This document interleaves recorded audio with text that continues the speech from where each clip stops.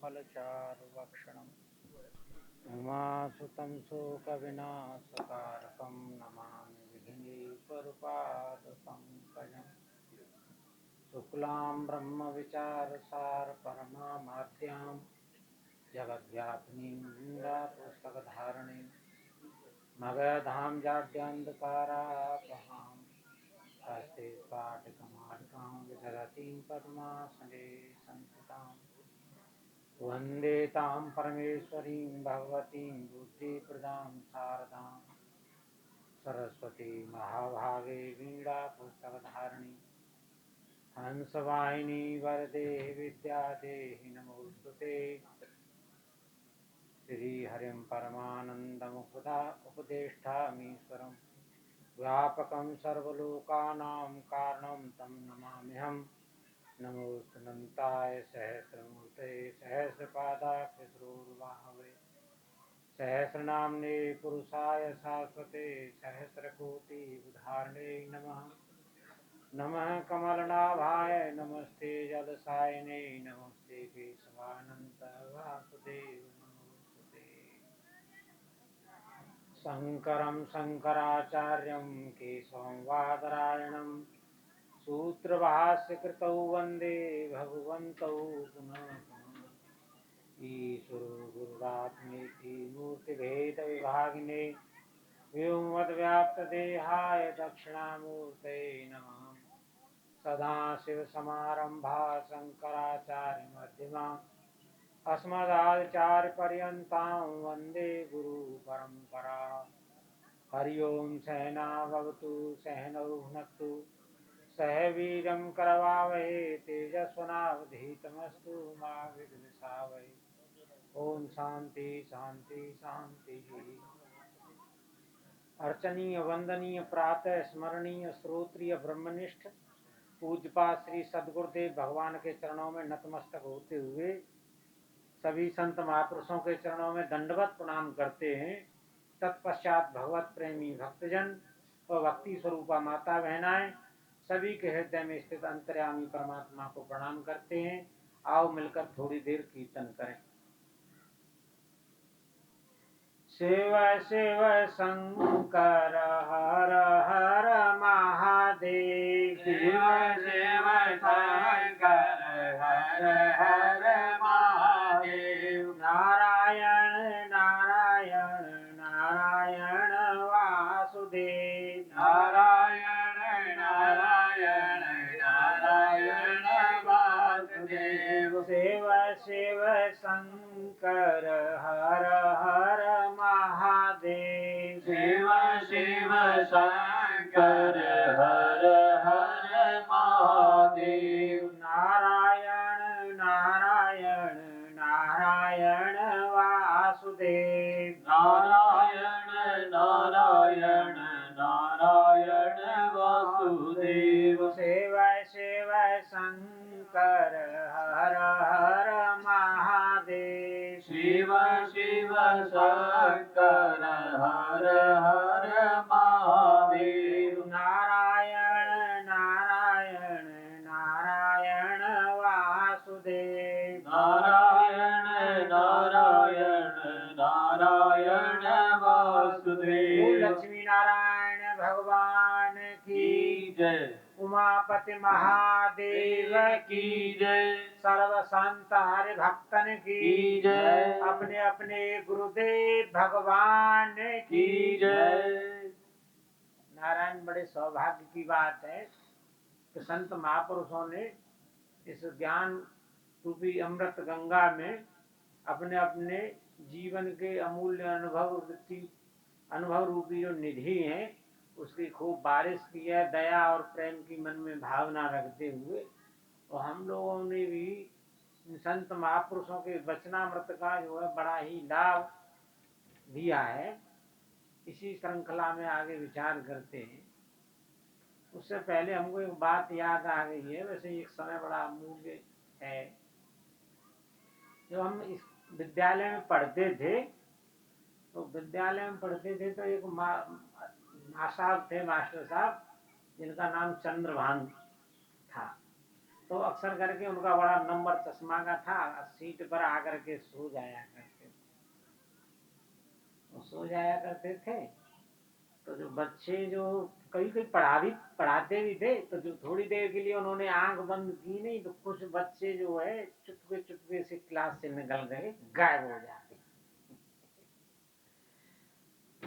तो हमारे भी हमको ऐसा लगा कि कुछ जो है श्रोता यहाँ से भी गायब हो गए। तो हमको वो बात याद आ गई कि जो है श्रोता इसलिए ही गायब हो गए कि हमने भी मास्टर साहब की तरह आंखें बंद कर ली।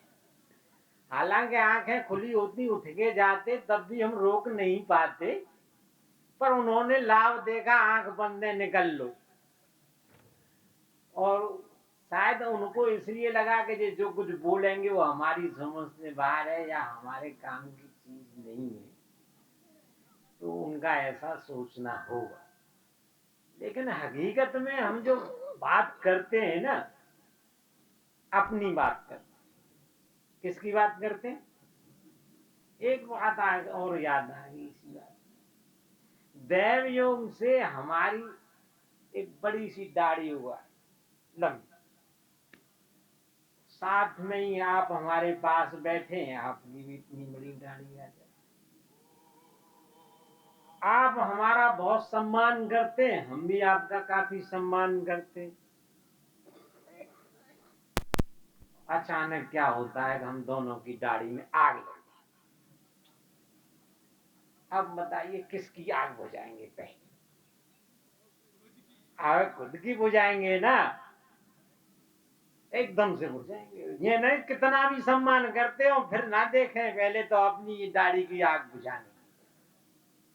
तो मेरे प्रभु जो महान ईश्वर है, उनकी हम आस्था पूजा तभी करते हैं जब हमको पता है कि वह उस महान ईश्वर की प्राप्ति या अनुभूति या उपलब्धि होने पर हमको अखंड सुख शांति मिलेगी। अगर कोई बता दे तो वह महान ईश्वर हमको मिल गया और हमारी पिटाई होगी, हमको बड़ा टॉर्चर करेगा, तो हम उस ईश्वर से ऐसे डरेंगे जैसे हम भूत प्रेतों से डरते न, तो पकड़ लेगा, मरोड़ देगा। तो हमें संतों के माध्यम से, शास्त्रों के माध्यम से, गुरुओं के माध्यम से, अपने पूर्वजों के माध्यम से ये संस्कार डाला गया है तो वह महान ईश्वर मिलने पर हमें अखंड सुख शांति मिलेगी। जैसे सुखी मीन जह नीर अगाधा और जिम हरि शरण में एको,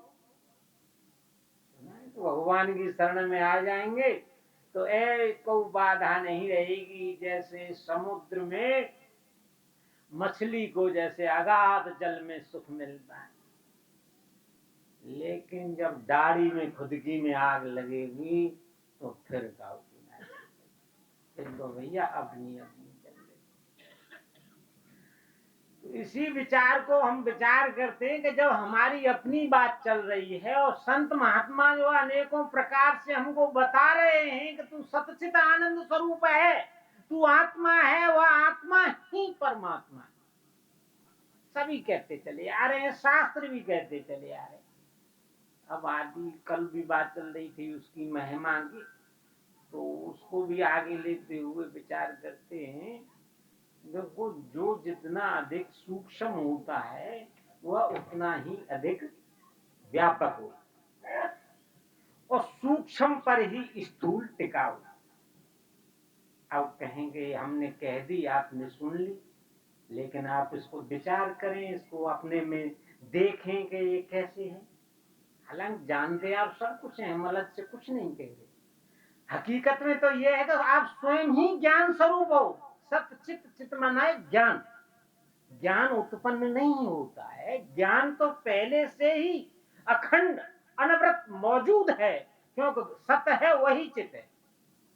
इसके लिए भी प्रभु कृपा से अगर समय रहा तो विचार करेंगे। तो नारायण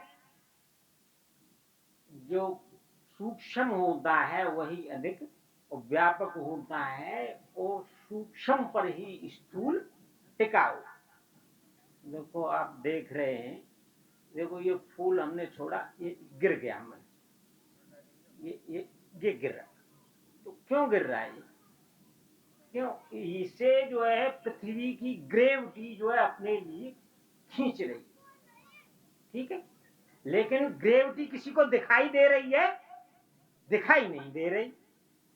लेकिन है ना, अगर ग्रेविटी न होती या वो चुंबकत्व, पृथ्वी का जो चुंबकत्व तत्व न होता, या तो ये फूल नीचे न गिरता, ऊपर ही उड़ जाता या वहीं स्थिर बना रहता। तो ये हम क्यों कह रहे हैं कि जो पृथ्वी जो टिकी है वो किस पे टिकी है? ये ग्रेविटी पे टिकी है, इस चुंबकत्व शक्ति पर टिकी है। वो दिखती नहीं, लेकिन पूरी पृथ्वी का आधार ये ग्रेविटी। अगर ये ग्रेविटी न होती, ये चुंबकत्व न होता, तो क्या पृथ्वी होती? क्यों नहीं होती? आपने देखा कि जल में हम तेल डाल दें या घी डाल दें तो ऊपर तैरता है। किस कारण से? क्योंकि जल के घनत्व से तेल का घनत्व कम है तो ऊपर तैरता। सोना जो है लोहे से अधिक भारी है। ये क्या है? ये ग्रेविटी। तो ऐसे इस पृथ्वी में ग्रेविटी के कारण एक परत बनी हुई है, लेकिन वो ग्रेविटी दिखती नहीं। पृथ्वी के आसपास जितना भी जल है, हवा है, सब पृथ्वी की कक्षा में ही अपने आप को बांधे रखा है। हवा के भी पृथ्वी की कक्षा में परत बने हुए हैं। ऑक्सीजन भारी है, इससे नाइट्रोजन हल्की है तो उसका परत है। ओजोन उससे, तो यानी गैसों के परत बने। जब हवाएं तेज चलती हैं तो आपस में गैस मिल जाती हैं तो विस्फोट हो जाता है। कहते हैं ना, बिजली चमक रही है, बिजली कड़क रही है। और फिर जब कुछ हवाएं आपस में मिल जाती हैं तो जल में परिवर्तित होती हैं तो बारिश हो जाती। तो ये किस लिए हो रहा है? कौन करा रहा है? पृथ्वी की ग्रेविटी करा रही है ना। अगर ये गुरुत्वाकर्षण बल खत्म हो जाए तो जो पृथ्वी की कक्षा में जो चीज है, जल है और ये सारा पृथ्वी से चिपका हुआ है, ये सब चिपक खत्म हो जाए, ये चुंबकत्व बल खत्म होते ही सब बिखर जाएंगे उधर उधर, तो पृथ्वी नहीं रहेगी। तो पृथ्वी को कौन बांधे है? पृथ्वी का चुंबकत्व बल। और आप भी जानते हैं कि कोई चीज ज्यादा तेज गति से फेंक दी जाती है तो पृथ्वी की कक्षा को बाहर निकल जाती है, तो वो लौट करके फिर पृथ्वी से की तरफ। तो सूक्ष्म कौन है? ग्रेविटी। ये पृथ्वी को बांधे रखी है, और इतना ही नहीं, ये पृथ्वी को घुमा भी रही है। पृथ्वी घूमती रहती है, इसीलिए तो दिन रात होता। 24 घंटे में पृथ्वी अपनी कक्षा में एक चक्कर लगा जाती है। तो क्यों घूम रही है? चुंबक के कारण। आपने देखा पंखे की मोटर घूमती है। क्यों घूमती है? विद्युत से उसमें चुंबक पैदा होती है, ऐसे मोटर घूमती है और इतनी ताकत होती है कि रेल के इंजन तक को रेल कितना बड़ा खींच ले जाती है। और ये पृथ्वी में कितनी बड़ी ग्रेविटी है कि ये पृथ्वी जो है 1 सेकंड में 3 किलोमीटर प्रति घंटा की रफ्तार से दौड़कर सूर्य का चक्कर कर देती है एक साल। यानी यह भी घूमती है और ये भी। तो कौन घुमा रहा है? ग्रेविटी। तो पृथ्वी किस पे ठहरी है? तो सूक्ष्म कौन है? ग्रेविटी। तो इस पृथ्वी का आधार है ग्रेविटी। ये चुंबकत्व और सूक्ष्म है और इसका आधार ग्रेविटी। न हो तो पृथ्वी न हो। यही ग्रेविटी सब ग्रह नक्षत्रों में। पृथ्वी की अलग है, चंद्रमा की अलग है, मंगल की अलग है, सूर्य की अलग है। ये ग्रेविटी पूरे ब्रह्मांडों में अनेकों नक्षत्रों को, अनेकों ग्रहों को अपनी अपनी कक्षाओं में घुमाए हुए है। तो कितनी बड़ी सूक्ष्म शक्ति है ये। सूक्ष्म शक्ति संपूर्ण ब्रह्मांडों को, संपूर्ण ग्रह नक्षत्रों पर शासन कर रही है। तो आप विचार करो, ये इतनी सूक्ष्म है तो आकाश कितना सूक्ष्म होगा। आकाश कितना सूक्ष्म होगा जो सारे ग्रह नक्षत्रों को जगह देते हुए और घुमा रहा है। आकाश में कल बात चल रही थी कि आकाश में प्रकाश है, प्रकाश को जगह दे रहा है। आकाश और प्रकाश एक जैसे लगते हैं, लेकिन फिर भी आकाश प्रकाश से अलग है। ये क्या है? आकाश की महिमा। ये ग्रेविटी पृथ्वी को अपने में शासन करते हुए रखे हुए है, लेकिन ये पृथ्वी की कक्षा से भी बाहर फैली हुई है। तो विचार करो, ये परमात्मा आत्म शक्ति जो आकाश से भी सूक्ष्म और आकाश से भी विलक्षण, जो कि आकाश में चेतन तत्व नहीं है, उस ब्रह्म में, इस आत्मा में तो चेतन सत्ता भी है और इससे भी सूक्ष्म विलक्षण है, तो वो कितना सूक्ष्म व्यापक है। ये मेरे प्रभु कितने विचार का, यही इसकी महिमा है, यही इसकी विलक्षणता है। इसकी खोज और इसका आनंद और इसका अनुसंधान में जो अनुभूति, जो तृप्ति होगी, क्या इन इंद्रियों के जो तुच्छ इंद्रियां हैं, जो बदलने वाली हैं, जो क्षणिक हैं, इनसे जो मिलने वाले जो परिणाम, जो सुखों की भ्रांतियां, इनमें क्या हो? क्या ये आपके जीवन का विषय नहीं है? इसी जीवन में, इसी जीवन से इस जीवन को जानो तो जीवन को प्राप्त हो जाओगे। जो जानना ही प्राप्ति है, कल बताया था ना, जानना ही। हम आंख से रूप को जानते हैं तो रूप की प्राप्ति हो जाती है, और कान से शब्द को जान लेते हैं तो शब्द की प्राप्ति हो जाती है, रसना से रस को जान लेते हैं तो रस की प्राप्ति हो जाती है। इसी जीवन से, इस जीवन को जब हम जान लेंगे तो इस जीवन की प्राप्ति हो जाएगी। उस जीवन की, जिस ग्रेविटी पर, इस जीवन रूपी ग्रेविटी पर ये स्थूल शरीर टिका है। जैसे कि इस गुरुत्वाकर्षण बल पर पृथ्वी टिकी है, सारे ग्रह नक्षत्र टिके हैं, और वह सारे नक्षत्र आकाश में टिके हैं। वह आकाश शाम को आत्म तत्व में फुरफुरा रहा है। आपकी सूक्ष्म व्यापकता को देखो। आपने सूर्य को देखा, आपने चंद्रमा को देखा, कितना दूर है, पृथ्वी से कई हजार किलोमीटर दूर है। आपने पूरे सूर्य को देखा, तो वो सूर्य उस समय कहां था? आपकी आंख की गोद में। पूरा सूर्य जब आंख दिख रहा है, चंद्रमा आंख से दिख रहा है, तो वो सूर्य चंद्र उस समय कहां है? आपकी आंख की गोद में है। आपकी आंख सूर्य चंद्र को भी देख रही है, उसके आसपास के क्षेत्र को भी देख रही है। और आंख की वृत्ति जब जा रही है, दृष्टि, तो बीच में अगर कोई पक्षी आता है या कोई बादल आता है तो उसे भी, तो आपकी दृष्टि सूर्य चंद्र तक है कि नहीं है? तो आपकी जो है सूक्ष्म शक्ति सूर्य चंद्र को अपने गोद में रखने वाली, जो पृथ्वी से कई गुना बड़ा है, तो आपकी व्यापकता का ये आपका स्वयं का प्रैक्टिकल है कि नहीं? आपकी आंख से निकली हुई दृष्टि सूर्य चंद्र को अपने गोद में ले लेती है, इस अंतरिक्ष को अपने गोद में ले लेती है, तो आप कितने व्यापक हैं और कितने सूक्ष्म। इतना ही नहीं मेरे प्रभु,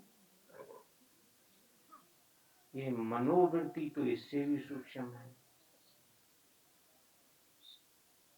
मनोवृत्ति तो इससे भी सूक्ष्म है, क्योंकि ये सारी इंद्रियों के ज्ञानों को, सारी इंद्रियों की कल्पनाओं को, सारे इंद्रियों के संस्कारों को, सारी इंद्रियों की चेतना को अपने अंदर रखती है। मन जानता है कि कौन सा काम किस इंद्रिय से होगा, किस इंद्रिय रूपी औजार से होगा। तो ये मनोवृत्ति उससे भी अधिक सूक्ष्म, और हम इस मनोवृत्ति को भी जानने वाले साक्षी चेता। आंख इंद्रियां इत्यादि काम करें उसको भी हम जानते हैं, न करें उसको भी हम जानते हैं, कम काम करें उसको भी हम जानते हैं। तो हम ऐसे हैं। ये जो अपना सूक्ष्म तत्व है, ये इस पे स्थूल शरीर टिका है। और इतना ही नहीं, इसको जब गहराई से हम विचार करेंगे तो स्थूल शरीर रह जाता है और सूक्ष्म शरीर निकल के चला जाता है, फिर दूसरे सूक्ष्म शरीर को धारण कर लेता है। तो ऐसा होता क्यों? ये अनेकों ग्रह नक्षत्र, अनेकों शरीर धारण करना छोड़ना, ये चक्र चलता क्यों? इस पर हम गहराई से भाई हमने शरीर धारण किया, एक जन्म लिया, अनेकों कर्म किए और कर्म करते करते थक गए, पस्त हो गए, शरीर नष्ट हो गया, फिर दोबारा कर्म किए। एक और विचार किया कि हम शरीर के बिना काम करते या नहीं करते? करते हैं ना, क्योंकि मन में जो कल्पनाएं कर रहे हैं वो कर्म है कि नहीं है? तो मेरे प्रभु, ये जो कर्म है ना और ये भावनाएं जितनी हैं, ये कल्पना और संकल्प पर टिके। किस पर टिके? इसमें ही ये कल्पना और संकल्प अनेकों स्मृति और वासना रूप धारण करके प्रबल रूप हो जाते हैं, लेकिन शुरुआत संकल्प और कल्पना से ही होती है। एक संकल्प उस महान ईश्वर महेश्वर ने किया था, एक संकल्प उस महेश्वर, महान ईश्वर रूपी महेश्वर ने किया था। क्या था कि एको अहम बहुश्यामी प्रजायते, एक से मैं अनेक स्वरूप हो जाऊं, वही संकल्प था जो अनेकों जीवों के कर्मों के संस्कारों को लेकर के उस महेश्वर ने संकल्प किया कि मैं एक से अनेक रूप हो जाऊं। और फिर इन जीवों के संकल्पों की शुरुआत हुई, जो बताया था कि हम महेश्वरी की गोद में थे, कल्प वृक्ष के नीचे थे, और हमने फिर उस महेश्वरी की गोद से इस संसार को देखने की, इसे के कल्पना की और इसे देखने की इच्छा जाहिर की। वो इच्छा थी किसकी? वो चेतनता की इच्छा थी। वो चेतनता क्या थी? कि अपने सत्ता की जो है उपस्थिति थी। क्या थी? कि मैं सत हूं, कैसे जानूं? अगर चेतन हो तो सत्ता को हम जान नहीं सकते। अगर सत चेतन होता तो सत केवल बिना चेतन के, वह सत केवल आकाश की तरह जड़ होगा। तो उस सत्ता को जताने के लिए वह चेतन है, और वह चेतन प्रिय न होता तो अपनी सुरक्षा भी न होती। प्रिय होता है वही उसकी सुरक्षा होती है। ये शरीर प्रिय है तो इस शरीर को हम अनेकों बीमारियों से इसकी रक्षा करते हैं, मक्खी मच्छरों से इसकी रक्षा करते हैं। सत प्रिय है इसीलिए सुरक्षित है। सत अखंड है इसलिए चेतन भी अखंड है और प्रिय भी अखंड है। तो उस सत्ता की जो है महिमा के लिए ये चेतनता हुई। उस चेतनता में ये संकल्प रूपी जो है कल्पनाएं उठी, उन कल्पना रूपी संसार को जो है देखने के लिए ये जीव आगे बढ़ा और इसी परिणाम में हो गया। इसकी याद दिलाने के लिए इस महेश्वरी माता ने फिर अनेकों बार जन्म दिया। हमने माता की गोद में फिर जन्म दिया तो हम कैसे थे? निश्चल, निष्कपट। माँ की गोद से बाहर जाते तो थोड़ी सी परेशानी आती, फिर माँ की गोद में आते। ये उस महेश्वरी माता की ही लीला थी। तो उसे याद करो, उस पहले संकल्प को, जिसे लेकर के तुम उस महेश्वरी माता की गोद से संसार को जानने के लिए, देखने के लिए, इन कल्पनाओं को का आनंद लेने के लिए गए थे। लेकिन हम इसी में जाकर के, इन परिणामों में जाकर के खो गए। तो मेरे प्रभु, जो वो सूक्ष्म तत्व है वो है, आप जानते हो, जैसे ये ग्रेविटी परिणाम है, आपकी जीवात्मा इसका परिणाम है, और इससे भी सूक्ष्म जो आपकी चेतनता है, हर एक मन की कल्पनाओं को जानने वाले, चित्त के अनेकों चिंतनों के जानने वाले, अनेकों अहम की प्रेरणाओं को जानने वाले, एक प्राणों के स्पंदनों को भी जानने वाले, दिल की धड़कनों को भी जानने वाले, प्रत्येक कल्पना और स्पंदन के आप दृष्टा, साक्षी, चेतन, केवल और केवल तुम स्वयं संवेद्य हो। किसी दूसरे की आपको आवश्यकता नहीं, तुम स्वयं स्वतंत्र हो। और आप जब अपनी महिमा को जानोगे, आपकी महिमा से ही ये संसार जो है अनेकों परिणामों को प्राप्त है। अनेकों जो रंगों की कलनाएं हैं, जो परिणाम है, आपकी महिमा से हैं। अनेकों वृक्षों में जो अनेकों परिणाम हैं, पशुओं में, पक्षियों में, देवताओं में, यक्षों में, राक्षसों में, ये सब परिणाम आपकी महिमा से ही है और ये सारा आपका स्वयं का साक्षात अनुभव है और ये अनुभव स्वप्न के माध्यम से आपको याद दिलाता रहता है कि एक ही साक्षी चेता जीवात्मा अनेक रूप धारण करके, मैं स्वप्न में अनेक रूप धारण करके लीलाएं रचता हूं, वैसे ही ये जागृत में यही साक्षी चेता अनेक रूपों में परिणत होकर के ये लीलाएं कर रहा है। देखो देखो उसे देखो जो सबको देख रहा है, जानो जानो उसे जानो जो सबको जान रहा है। इसी जीवन में, इसी जीवन से उस जीवन को जान लोगे तो जीवन को प्राप्त हो जाओगे। आपने इस जीवन को नहीं जाना तो आप फिर मृत्यु को प्राप्त हो जाओगे। मृत्यु क्या है? ये देह ही मृत्यु है, ये परिणाम ही मृत्यु है। आपका बालकपन चला गया, देखो कहां गया है। जब 2 किलो के थे, 4 किलो के थे, 5 किलो के थे, 6 किलो के थे, ये मृत्यु है, ये चलती फिरती मृत्यु है। और इस मृत्यु में आसक्त होना ये ना समझदारी है। जो भी आप कुछ कर रहे हो, मैं हम उसके विरोध नहीं करते, जो भी कर रहे हो करो, लेकिन सावधानी और सजगता से करो तो देखोगे तो तुम ही तुम हो। बुरे में भी तुम हो, अच्छे में भी तुम हो, दुख में भी तुम हो, सुख में भी तुम हो, रोग में भी तुम हो, दवा में भी तुम हो, हंसने में भी तुम हो, रोने में भी तुम हो, जीवन भी तुम हो, मृत्यु भी तुम हो। क्योंकि जो कुछ है ये परिणाम है। तुम परिणामी के दृष्टा साक्षी चेता इसके अधिष्ठान हो। जैसे ग्रेविटी से भिन्न ये पृथ्वी नहीं, कोई भूमंडल नहीं, सब अपनी अपनी ग्रेविटी की कक्षा में टिका है।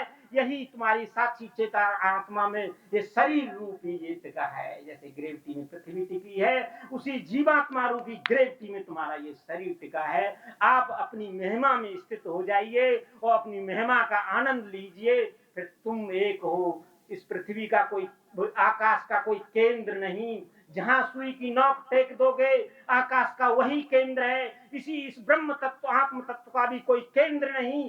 तुमसे ही शुरू होता है और तुम में ही विलीन हो जाता है और तुम में ही ठहरा हुआ है और ये सारा ब्रह्मांड तुम्हारा ही स्वरूप है। देखो देखो, अपने आप को देखो और अपने में स्थित हो जाओ और अपने का आनंद उठाओ। ये आपके जीवन का परम लाभ है, इसी के अलावा और कुछ नहीं। इन्हीं शब्दों के साथ वाणी को विराम देते हैं। बोलो सदगुरुदेव भगवान की